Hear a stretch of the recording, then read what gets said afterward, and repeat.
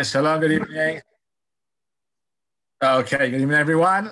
Um, Nice to see you somehow behind the black spots. Um, we are now we're continuing the chapter of Borer, of sorting. I think we have this time and once more in order to finish the chapter. So we're almost done. And we've gone through quite a few examples and rules regarding this malacha. And as we said, it's very frequent. And I must say that in the end of last year, when we came to the issue of the toys and games that are scattered around when you go to someone, when you're invited over to someone, or when someone comes to you and they have kids and the kids play, and you don't want to leave a mess. So we said we have to spread everything out in the entire room in order to make it a non-mixture situation, and only then can we return the toys into their boxes. That's something that I repeated over and over again since we had learned it last week.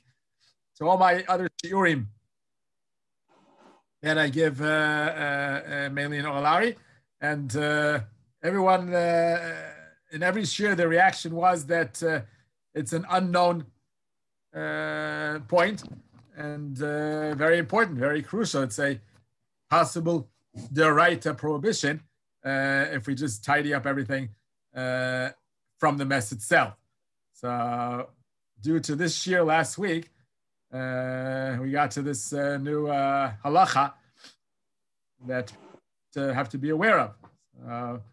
Kol hakavod that we got to this point,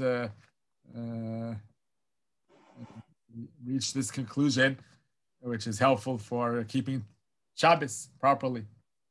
Okay. Rabbi, were you able to find out about the washing letters on Shabbat and checking letters? Yeah, I forgot. I totally forgot about that. I was so excited about the toys and games, putting them in order. I was so excited about that I totally forgot to look that up. Yeah, we said we would look up the. I didn't. Sorry. I did try to check. I did try to look it up. I did. The one you're meaning the ones that you buy washed, right? They're pre-washed. How are they free of bugs to the point where we allow to rinse them off on Shabbat and use them? Do they have no bugs in them or not? That was your question, right? Yes. Yeah, the power washed ones. I did look it up, but I couldn't find, as far as I recall, in the internet, I couldn't find any discussion over that. I was going to ask that. I forgot to. I was going to ask specifically in the organization called Kosharot. They deal with all the kashrus issues, so they're familiar with this type of with all these types of lettuce and different levels of cleanliness of all different Levi products. I would have to remember to call them or send them a message specifically about this and see what they say about using them altogether, not only on Shabbat. Altogether, are we able to use them without special inspection? Is it like those that were grown without bugs or not? And then we'll also know the halacha by Shabbat. Okay, so good you reminded me. I'll try to get the answer before this coming Shabbos, so at least we'll know what to do for this coming Shabbat, but we have to find out in general if they are free of bugs or not. Okay. Can I quickly also ask a question? I came across, I spoke to a friend, and she uses this special vegetable cleaner, liquid. The one to of the vegetables, be it lettuce or be it checking vegetables, or just washing, what's they called, like peppers and tomatoes. Are you allowed to use those on Shabbat? You can, I've seen them around supermarkets and Shuk Mahadran. Right. Yeah, the washing itself of any fruit or vegetable that doesn't have bugs in it, I mean, at least it's not something that's meant to be. I mean, sometimes once in a blue moon, you may find a bug or two in the tomato, but normally it shouldn't be there. So it's called davar shelo mitkaven. Cleanliness itself, using it for cleaning, no problem. It's liquid, right? It's a liquid. Liquid, no problem. It's like using liquid soap, no problem whatsoever. I think it's more for the hygiene purpose and not for the bugs issue. It's just to make it 100. Maybe the pesticides gets cleaned off by that. It's not for the bugs necessarily, and it's if you use it for fruits and vegetables that don't normally have bugs in them, then it's not a problem at all. That's like washing under the faucet, soap and water, no problem. Only those that are considered muchzakim, meaning that majority of the time there are bugs in them, only those you cannot wash on Shabbat, those that were grown normally, not those that were grown without bugs. Those that were grown normally. So we're sure that there are bugs in them. It's a sure thing because without growing them in a special way, with the pesticide and everything else that they add, unfortunately, we have that. But those that are grown without bugs, then we can wash them and soak them and all that we spoke about last week. But those that are not grown normally, those 95% they have bugs in them. There's no way if they were grown normally that they don't have.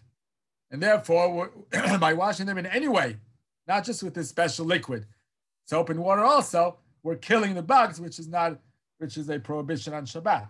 Again, those that are pre-power washed, we're not sure yet if they are clean of bugs or not. That we have to find out. But if it's anything that you're not sure of, meaning that high percentage has bugs in it, you can't clean it in any way. And if it's types of fruits and vegetables that don't normally have bugs in them, then you can clean them any way you'd like. With that special liquid also, no problem. Okay, so that's for that. Okay, we'll continue now. Next situation. If let's say we've got a chunt and we open the pot Shabbat morning in order to see how it's doing, and we want to serve it for the meal, and we see that there's quite a lot of liquid on the top. The solid sinks down and the top has quite a lot of liquid. And we don't want to serve it with so much liquid. We want to serve mostly solid with just a little bit of liquid. So how can we get rid of that liquid that's on top? So firstly, if you dish out from the bottom and take out all the solids and put that in a bowl and serve, that's perfectly fine. You're taking good from bad with a utensil that's not a utensil that's meant to separate. It's just not to get dirty. So that's allowed. Like a ladle, like a spoon, a big serving spoon or tablespoon, you dish it out that way. That's considered using your hand, and it's for immediate use, so it's fine. Good from bad, hand or utensil that's like a extension of your hand, just not to get dirty, that's fine, and for immediate use. What happens if you want to do the opposite? You want to pour out the liquid, the extra liquid, and remain only with the solid, and that you dump into the pot, into the bowl which you want to serve it with. So you can't really do that because you're removing bad from good. Even if it's just by a tablespoon, which is like an extension to your hand and for immediate use, but it's bad from good. It's what you don't want, removing for what you do want. So you can't do that. How yet can we get rid of the liquid? So first of all, the liquid that's not at all in contact with the solid, meaning the top liquid, which isn't resting on the solid itself, that liquid you can remove even directly with a tablespoon, a serving spoon, a ladle. You remove it because that's not a ta'arovet, that's not a mixture. It's not mixed together with the solid. It's liquid from liquid. which isn't a mixture. It's the same thing. We said in the moment it's min echad, the moment it's one type, we can remove one from the other, even what we don't want from what we do. Remove bad from good if it's one type of food. So the highest liquid, which is not touching the solid, is considered non-mixed. It's not mixed with the solid, and therefore you can remove that amount easily just by a ladle or a tablespoon or a serving spoon, get it out. That's fine. But then when you come close to the part that's touching the solid, that's already a mixture. If you remove that part of the liquid, that's borer. So if you want to get rid of that as well, usually it's a thin layer touching the solid, which we can't touch. Usually that's not too bad. Then you just serve the whole thing and you have a little bit of liquid. That's not a problem. But if you're stubborn and you want to get that little bit of liquid away as well, you don't want to serve it at all. So then what you have to do is you have to remove that liquid together with the first layer of solid. As you're digging the solid, remove all that to a different pot, not the pot you want to serve in, because you want to serve only the solids.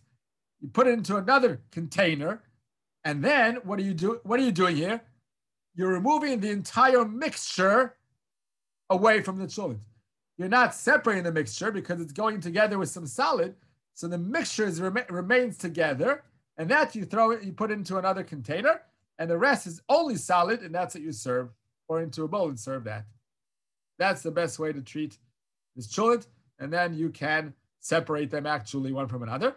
Reb Shlomo Zalman and the Chazon Ish both said that it's best if you don't remove just a teeny amount of solid, just in order to show that it's as if combined together, it's still mixed together.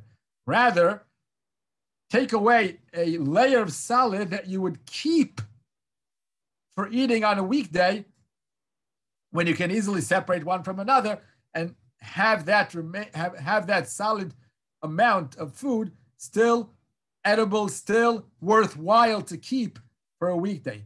Meaning not a teeny amount, rather a larger amount of the upper surface of the solid, which is touching the liquid. Take away more than just scraping a slight thin layer. Be preparing for the next day. You're putting aside for next day. That's good. That's a nice question. That's a very nice question. You're putting aside for the next day. But really, your intention is not to prepare for the next day. Your intention is to remain with only solid cholent that you want to serve now on Shabbat. So the purpose is not to save for the next day. Had you been able to just toss out the liquid into the garbage and all the rest have for the meal, you would prefer that. It's not really that you're looking to keep some of this food for the next day. You're looking to separate the liquid from the solid. The only way you could do so is by cutting away some of the solid. So it's really your intention is to get rid of the liquid. And that is in order to prepare for this day, for Shabbat, to have Shabbat and food for Shabbat that you want to serve only solid. Turns out that as you've taken away that whole layer, upper layer that's touching the liquid, it turns out that it's useful for you for the next day. But that's like a matter of fact thing. It's not the real purpose of all that you're doing now. We said that by achana, by preparing, if it turns out as a matter of fact and not really intended on doing so, then it's okay. It's not considered preparing. Okay, so that's the way to do it. Okay, we'll continue to the next topic, the next case. This is very interesting. What do we consider good from bad? If, let's say, the purpose I want to separate some of the stuff that I want to use is not in order to eat the food, rather for other reasons I would need to separate that food, but I need it. It's not that I'm separating it to put it aside. I need that food that I'm separating from the mixture, but not for eating purpose. What else could be for food by food specifically I'm talking about, by food, what other reason is there to separate good from bad and not to eat that good food that you want? There are two reasons that can come up in mind. One is to display the food without necessarily eating from it. Let's say you have a dish, you want to serve a dish that calls for decorative vegetables, like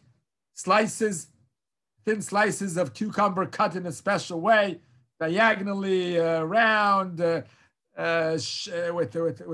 slits around it. You want to serve your fish, for example, with decorative pieces of vegetables. Normally, people don't eat those decorations. Normally, they're there just for the decoration, just for the looks.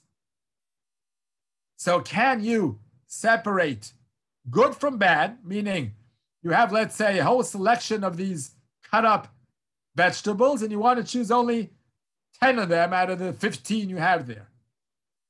And they're different types of vegetables. If it's all cucumbers or all tomatoes or all peppers, then it's not a problem because you can even separate bad from good if it's the same type of food. But let's say they're all mixed together now. You have on the cutting board, you have now the tomatoes decoratively done, the cucumbers decoratively done, the peppers decoratively done, the sometimes there's carrot decoratively done. All those are now on the cutting board. And now you would like to pick and choose which are the nicest looking ones in order to put around the plate of the fish plate, in order to decorate the fish when you bring it out. So this isn't necessarily in order to eat these decorations, even though they're edible. But normally people don't take them and eat them. They're just there for decoration. Hopefully you don't throw them in the garbage in the end. You eat them some other time for Seudah Shlishit or for Sunday if they still stay fresh enough for the next day. Hopefully it's not thrown away in the garbage, but even if it were thrown away in the garbage, your need now of it to be on the table is for decorative purposes, not for eating. Is that considered good from bad? Is that considered that you're okay by borer? It's for immediate use, it's with your hand, and it's good from bad. Is that considered good from bad? Or is the fact that you're not eating it, is that already considered bad, sort of speaking? It's not considered something that we consider as food. And it's like, it's as if you're throwing it away now, as if you're using it for decorative purposes, and it may be eaten eventually, but for now, it's as if you're throwing it away. It's not food for you. It's just a decoration. Is that a good enough reason to be considered good from bad? So, on this, we have a dispute. Oh, wait, I'll give you another example before I give the answer. Another example. Let's say you have a bag of rolls, and you really don't need to eat those rolls. The reason you want to take a roll out of that bag is in order to have lechem mishneh. Sometimes you have one challah, and you just need another roll or a pita in order to make the double whole breads, to make it lechem mishneh. But really, you're not planning on eating that roll or pita, you're planning on eating the challah. So let's say you have a roll, you have several rolls in a bag with different types of breads. Because again, if it's all one type, just some are broken, some are not, well, you know what? That may not even be considered one type, because if some are broken and some are not, the broken ones you can't use for lechem mishneh. You need a whole roll.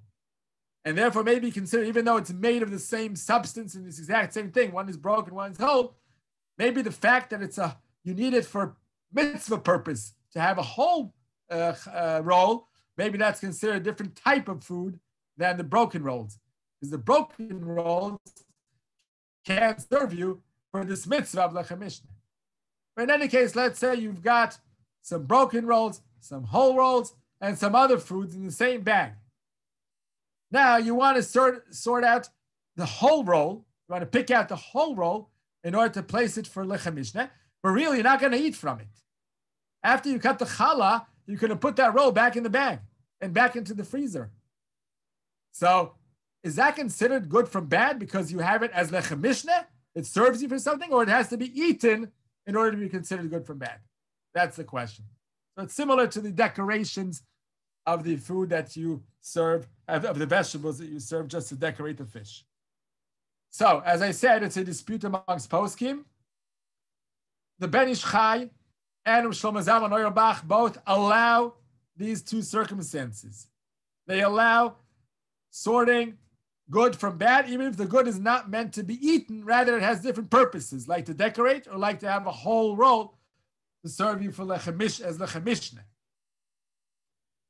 But Rav Ovadia Yosef, Dafka in this case, was stringent, and he felt that if you're doing food, only by food we're talking about, that's not going to be eaten, automatically that's considered bad, that's considered psolet, and therefore you cannot separate it from the bag or from the cutting board in order to place it on the plate or to use as the mishneh.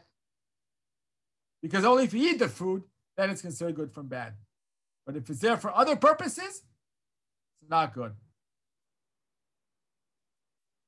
So, but we can follow easily as we normally do Shlomo Zalman Auerbach, and he allows separating these cases. In these cases, so there's no problem to rely on him and go ahead and pick out your whole roll or pick out the most beautiful looking decorations on the cutting board, no problem.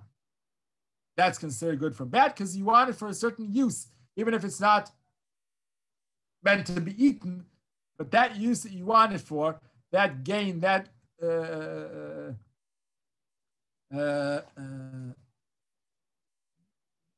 use of it, that use of it is considered good. That's okay.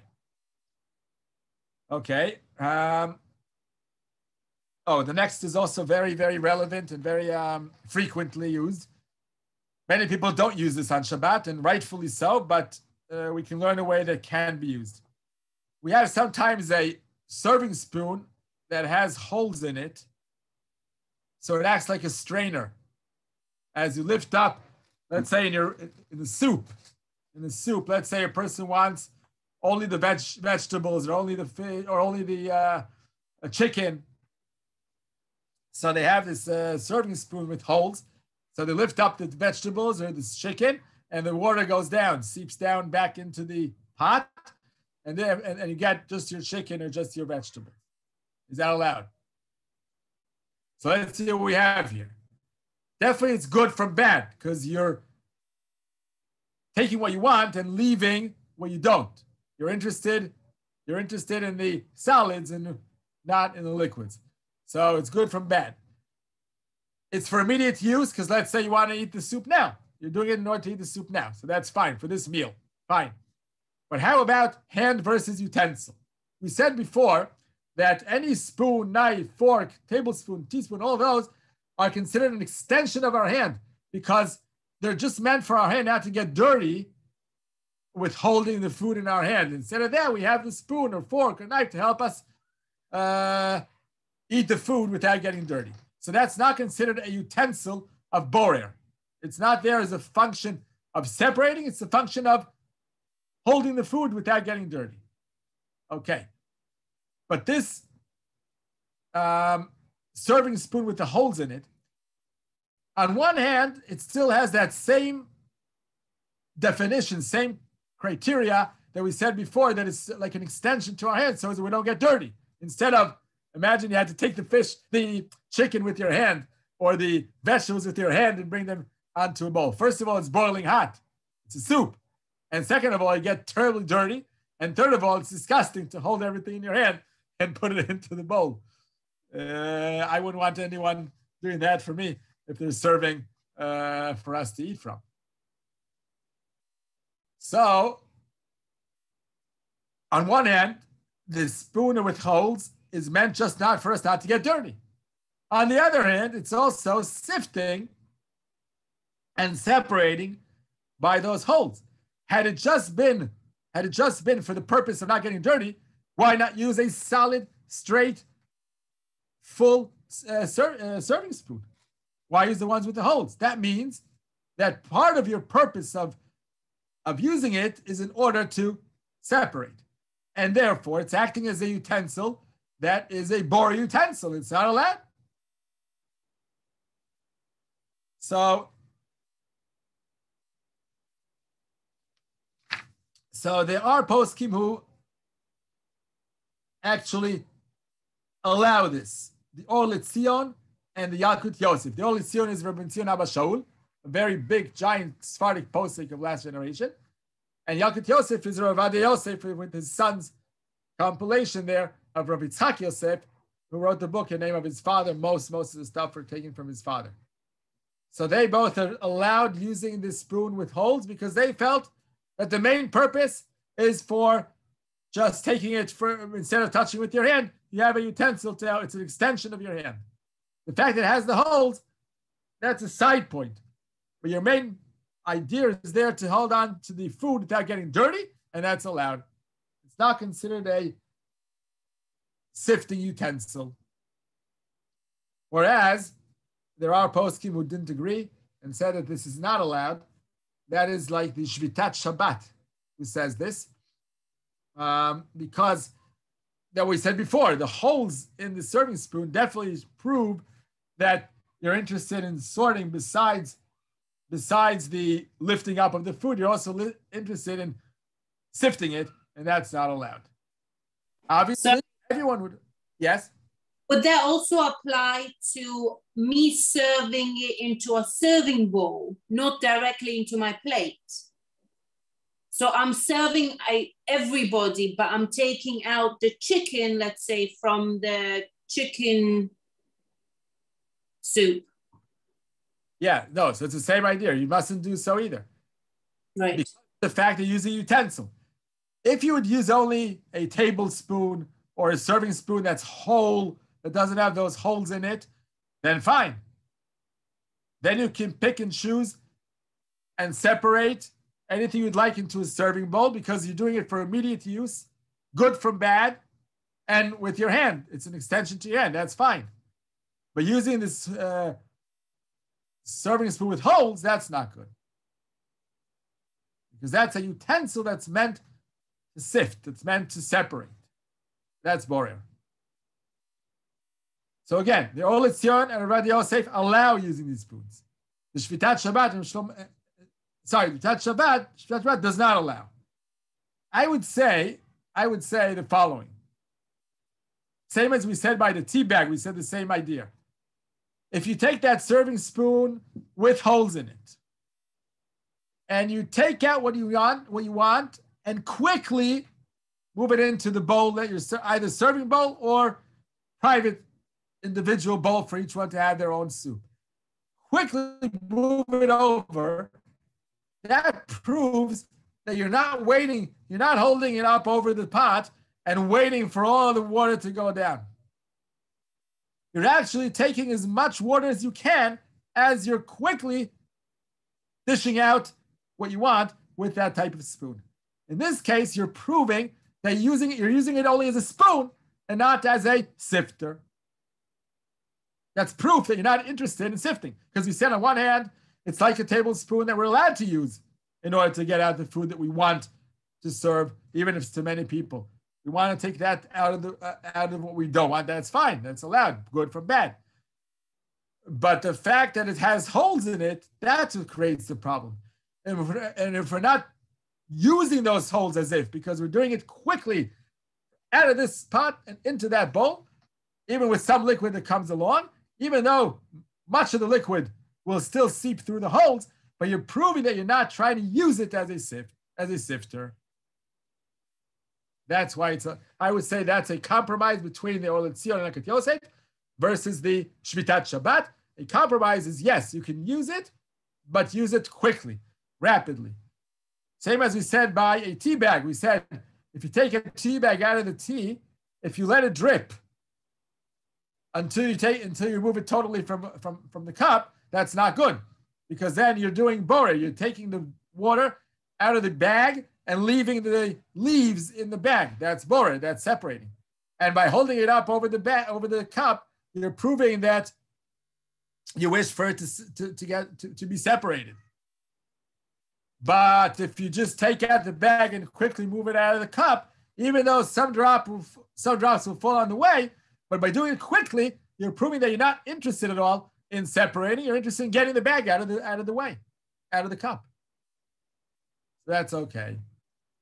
So I would say the same here. I did not see this in any book, but I believe that it works well with what we had studied previously, like this case of the tea bag. Now, obviously, you're allowed to hold a piece of chicken, let's say. You want to take out a piece of chicken from the soup. You can hold it with melkachayim, like tweezers. There are these large tweezers that you grasp the chicken and get it out. That's fine, because a tweezer is exactly like a fork, knife, spoon that you can use in order not to get your hands dirty. It's not at all a utensil that's used to sift and separate things. That's allowed. So to use those tweezers, no problem. Okay. By the way, if you use those tweezers or a tablespoon or a fork, you can even hold it up over the pot and let it drip. It's not the issue. The dripping is not a problem if you're not using a utensil to make it to separate between the solid and liquid. If, let's say, you were to take the chicken with your hand, that's good from bad, no utensil, and for immediate use. So you're allowed to separate it from all the liquid. You pick up the chicken with your hand and let it drip. No problem. You're taking good from bad. The water, the liquid is bad for you. You don't need it. You don't want it. That drips back into the pot. And the chicken is what you do want. Take it to your plate. You can take it slowly and even wait till it drips totally. Same is true if you're holding it with a spoon, a regular tablespoon or serving spoon which is solid and whole. No problem to let it drip, drip, drip, drip, drip. Because we said those utensils are like the extension of your hand. They're not borer utensils. And same as with those tweezers. You hold on to the chicken with the tweezers, you can let it drip. Because it's not a utensil that's separating, it's your hand that's separating, which is fine to separate, good from bad, for immediate use. That's fine. Don't confuse the case where a utensil is being used to separate versus a utensil that's just an extension to our hand, which is like our hand, which is allowed to separate. With our hand, we're allowed to separate. We're allowed to do borer with our hand as long as it's good from bad and for immediate use. Okay, I hope it's all clear. As we go along, I think we're getting it more and more clear to see how this malacha works, and we get the gist of things this way. Okay. Next case. By the way, he has here another point. Phil Malka has another point. If, let's say, you were to take a utensil is actually used for separation, which is obviously not allowed. So let's say we take that spoon, the serving spoon with the holes in it, and you're taking out a piece of chicken or some vegetables from the soup, and you're letting it drip.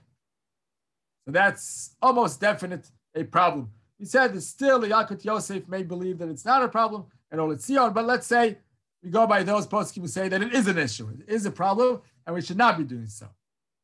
So can one then do so, place the chicken, solid chicken, piece of chicken in the bowl, serving bowl, and then pour into it some of the soup, some of the water. Does that correct the problem of borer? Because now that we remixed everything, so it's as if we never separated the chicken from the soup.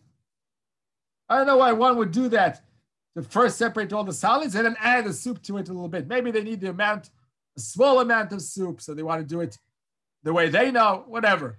Does that correct the Isur borer, or was it transgressed and that's it? The answer is it does not correct. It does not help the situation. You've done borer already. in order to benefit from a melacha, you would have to mix it back into the bowl, into the pot, sorry. Or back into the pot to go back to square one, like it was from the very beginning before you did the separating, and then do it in the permitted way, or just get out, or just dish out the entire soup all together, the amount you need, without separating anything. Or do it the proper way, like we said before. But you have to remix it to the situation it was from the beginning in order to enjoy that food. Otherwise, we mustn't eat the chicken. If it was separated away in a manner that's borer, we mustn't eat that chicken because we got it to our plate in a non-permissible way, in a sinful way. And anything that we transgress on Shabbat, we mustn't benefit from, we mustn't enjoy. So, again, in cases where there's a dispute whether it's allowed or not, so we said better not do it, refrain from doing it, but if it was done, it's not prohibited to use, because anytime there's a dispute, the consequence is okay, is allowed. In this case, since we have the Or L'Tzion and the Yalkut Yosef allowing to even use that spoon with the holes in it and even hold it above the pot to let the drops drip down, they allow it totally. So therefore, if it was done by an Ashkenazi who normally follows the Ashkenazi posting who don't allow this, but if it was done, they can enjoy it, they can benefit from it. They did the wrong thing. It was a sin, but we can enjoy it because there are opinions that allow it. But in general, if a clear borer was done where no posting would allow to do such a thing, like removing bad from good, you remove from the pot of soup, you remove the chicken because you don't want to eat it, and you read the rest of it, that's not allowed, because that's something that you've done, transgression of the Shabbat by all poskim. Bad from good is not allowed according to any posek. So you have to remix everything and then do it properly. Okay.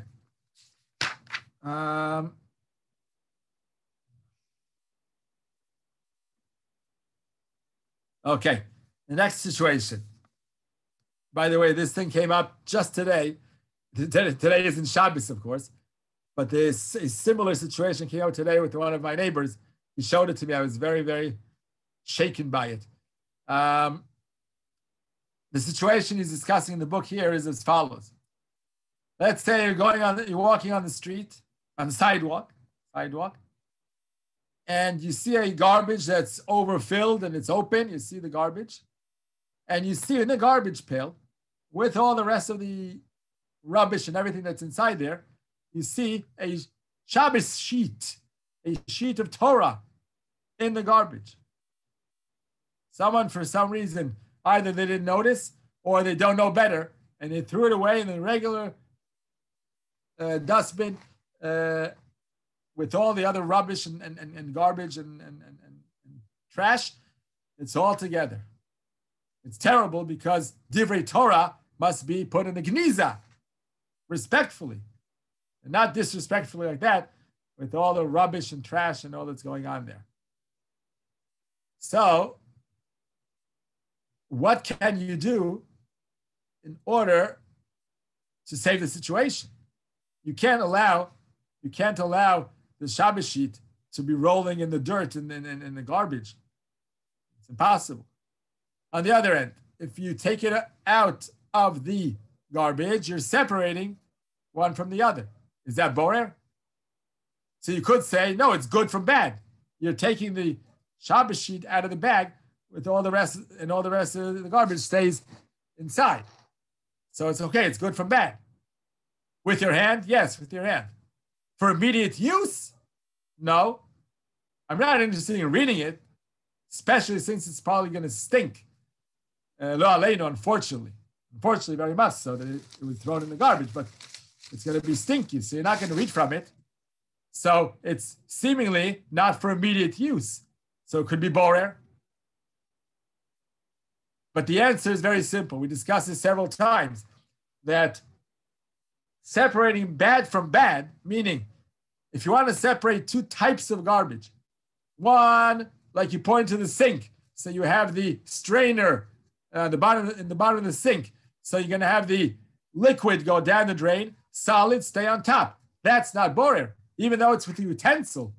But it's bad from bad. Garbage from garbage, we're allowed to separate. So here, although the Shabbos sheet is definitely not garbage, that's the whole reason you took it out, because you don't want it to be in the garbage. But you're really not interested in reading it. Where do you want to put it now? In the Gniza. So it's removing what I don't want from what I don't want. Both I don't want. Just one is a disrespectful fashion of throwing away, and one is respectful. So it's as if it's bad from bad. You're giving you're leaving the garbage there and putting the Shabbos sheet in the Gniza, which means also light garbage, quote unquote. It's going to be thrown, it's going to be buried somewhere and not used anymore. So from non-used to non-used is okay on Shabbat. That we can separate. You recall that's what we said about the Shemitah coming up soon, that we're going to be having some of the households, we'll be having Otzar Aretz, we'll be having Otzar Beitin, which is holy, and the remaining pieces of fruit or vegetable that weren't eaten should be thrown into a special garbage pail for Shemitah. So we're going to throw the real garbage, the other garbage into the garbage bin with all the normal garbage of the house, and we're going to throw the Shemitah products into a special garbage. So even if it's all in one plate and all mixed together, we're allowed to separate bad from bad. That's okay on Shabbat to separate that. There are poskim who disagree even with bad from bad. They hold that even garbage from garbage must not be separated on Shabbat. It's still considered borer. So according to them, what can you do with this Shabbos sheet that you find in the garbage? According to them, you can't just take it out and put it in the Gniza. So a very, very simple solution is just take it out and read a line. If you read a line, then you've used it for good, for positive use, not only for Gniza. So it's for immediate use, good from bad, and with your hand, totally permitted. Just read from it one line, and you gained something from it that you want, that's positive, that's good for you. So that's considered good from bad. It's not bad from bad. It doesn't go straight to the Gniza. You learned from it. One line is enough. So I was going to tell you what I found today, what I heard today. My next door neighbor told me that he showed me it with my own eyes. I saw it. He saw in the by the sidewalk. People people pile up the gezim, the stuff that they chopped off trees and branches. They put it on the sidewalk somewhere, and the Uriah comes once a week and takes it all away. So in one of these piles of such stuff, he saw this a door that was thrown out to these collecting places. But on that door, there was the whole mezuzah the mezuzah compartment with a cloth inside. It was see-through. It looked beautiful, and it was still stuck to the door. And the door was there out in the outside to be thrown the following day. This was today, so I guess tomorrow was the collecting day in that area. So it was thrown away to be collected. And that goes crushed into the truck, and who knows where it goes. So he yanked out the mezuzah from the door, and he now has a perfectly good-looking mezuzah with the house of it itself, ready to be used. It was such a crazy thing to find, because a mezuzah is chiftzei kedusha. It's even more holy than the lulav and the schach, all the mitzvah objects that we use. Mezuzah is holier than all those. It's like tefillin, because it has the name of Hashem, the sacred name of Hashem, Yud Kei Vav Kei, several times written in it because of the parshas of Shema and Ve'ahavta B'Yam Shamoah. Imagine that could have gone and destroyed totally and disrespectfully gotten rid of. That would have been terrible. So it's good he found it. And now he got himself a new mezuzah. He can use, can sell, he can give it to someone as a gift when they go somewhere. Unfortunately, he's not a religious person, so I'm not sure how much he treasures it, but he knows for sure. I told him, you're going to keep it and use it sometime. He says, of course, don't worry. I will not throw it in any way in the garbage. I just saved it from it. So he's probably Mesorati. Someone is that type. Rabbi. Okay. Yes, yes. What about tzitzis that no longer is kosher? Are you able, are these clothes banks as well that you can recycle and put them in, or they have to go to Gniza?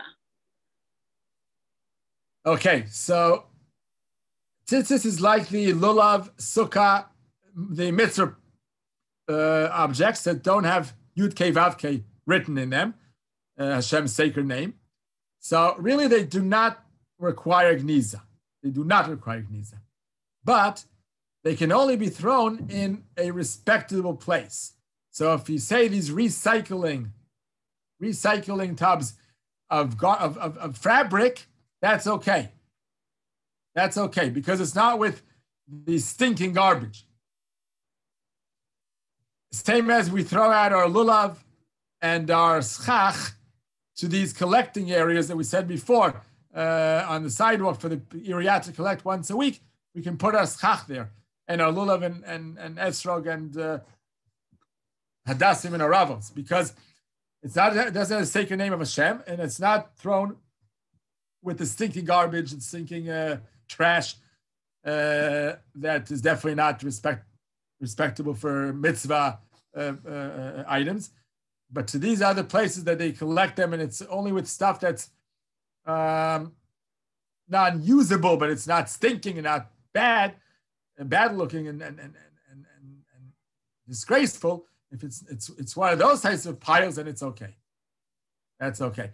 If you want to be extra stringent, what you could do is cut the strand of tzitzis itself, the strings of the tzitzis, cut them at the very beginning where they're in the loop of the connecting to the garment itself, to the clothes itself.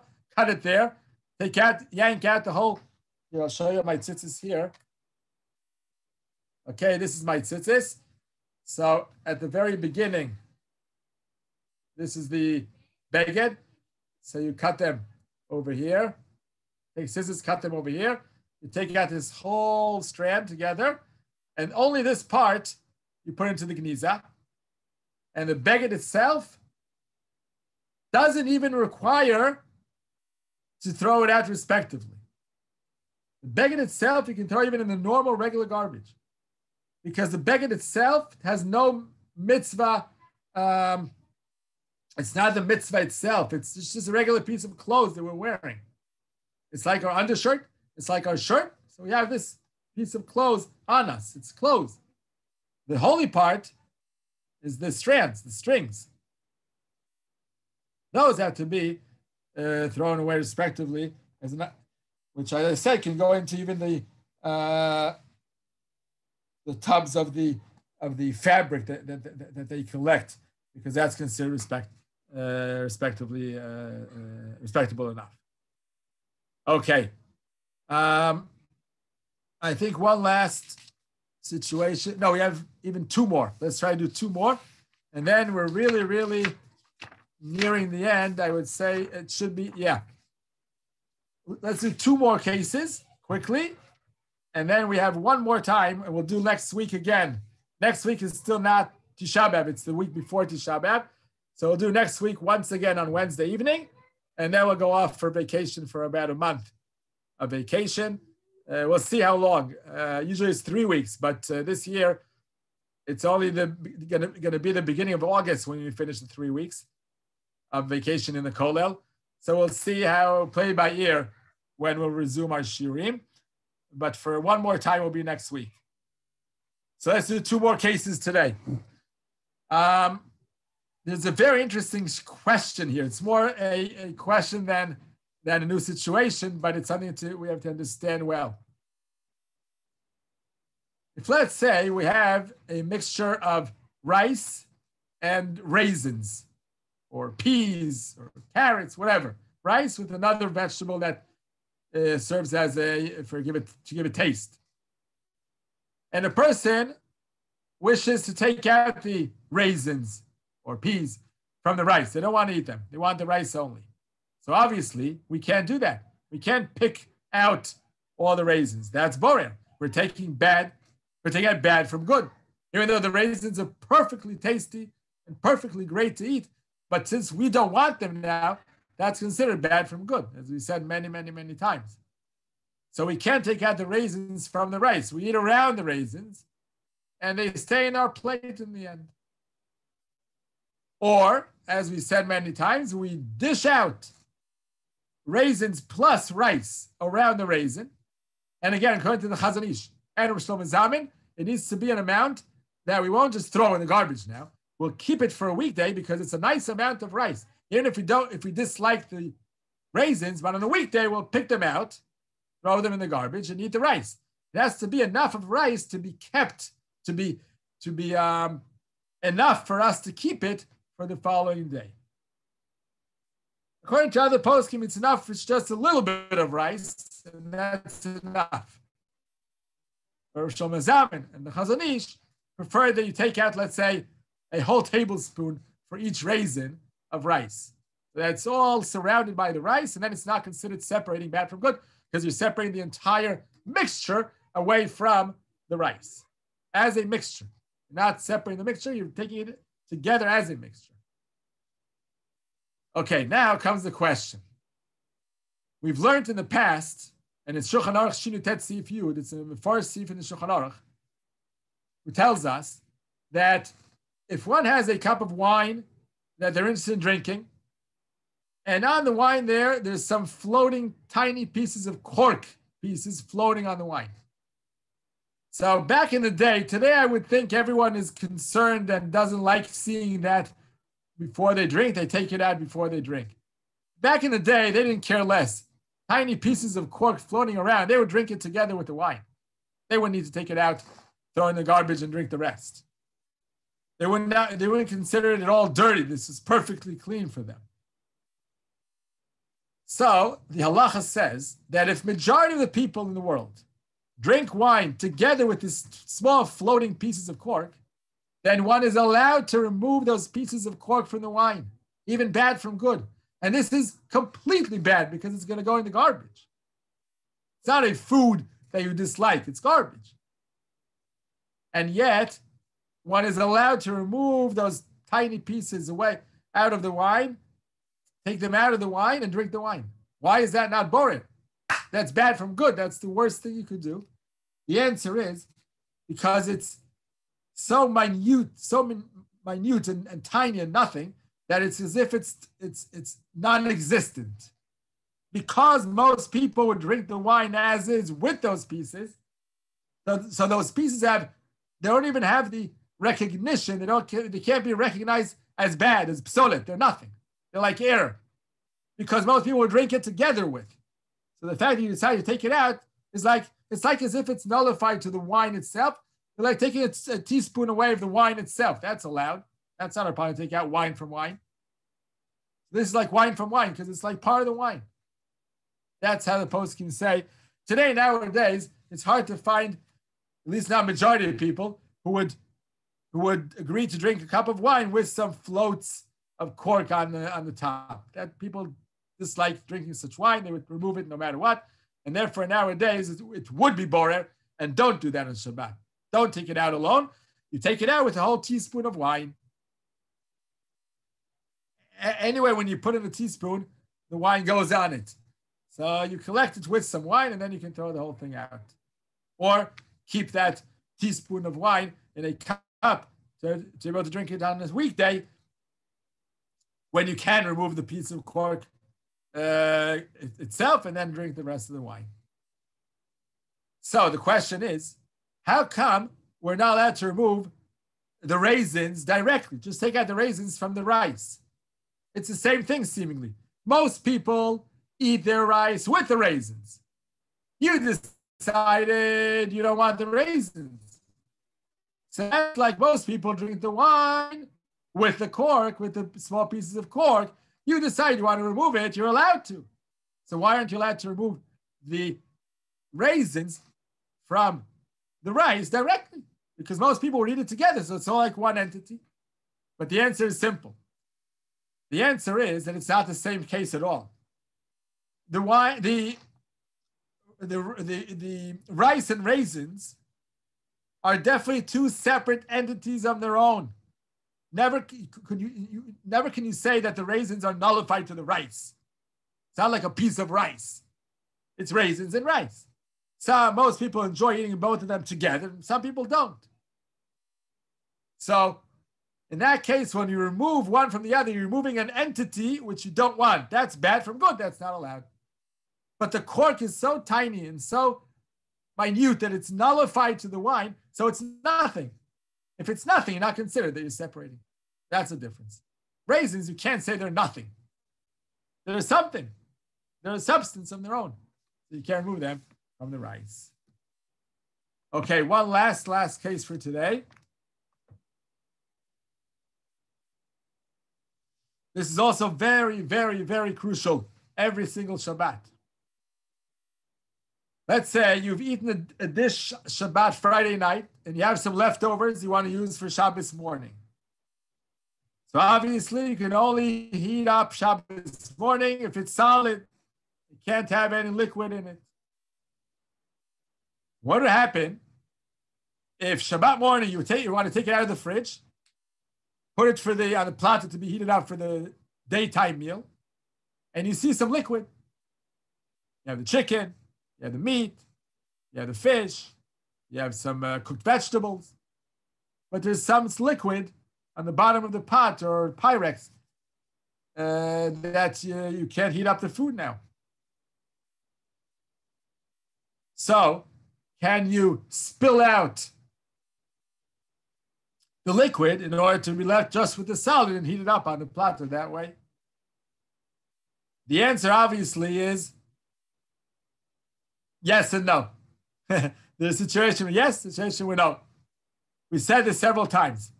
If we have solids within a liquid that are larger than a walnut, remember this? If you have a solid that's larger than a walnut within a liquid, that's not considered a mixture. So usually pieces of chicken, a quarter or an eighth, are definitely larger than walnuts.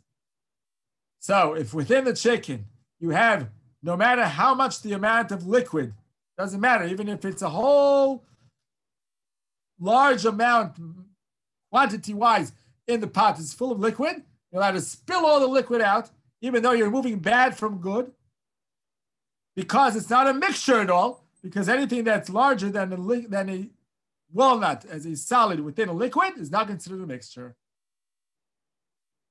So that would be fine to spill out the liquid in such a case. But if you have some small pieces of chicken floating there, or some vegetables, cut up vegetables, which are smaller than a walnut, then you can't spill out the liquid, because then those small pieces are considered mixed in the liquid, and as a mixture, you can't get rid of what you don't want. So in such a case, what should you do?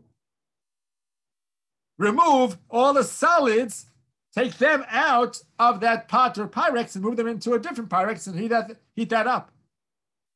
And then you remove what you do want from what you don't, and that's okay, good from bad. And it's considered for immediate use because it's the time it takes to heat up towards the meal. And it's with your hand, even if you're using a fork, because it's an extension to your hand. That's fine.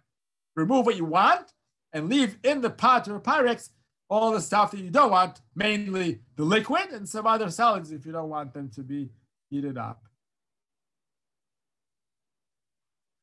Okay. Yeah, so that's it for today. We've covered a nice amount of material today. And as I said, next week we'll be having our last year before vacation, and we should be finishing this chapter Borer. So it turned out very timely. You can finish a chapter before you go out for vacation. The next chapter, just telling you, heads up, is Chita, squeezing all kinds of things on Shabbat. Also very relevant things that occur. Okay, so take care. Have a good night. Have a good remaining week. Thank you. Shabbat Shalom. Thank you. Shabbat Shalom. Very welcome. Very welcome. Bye-bye.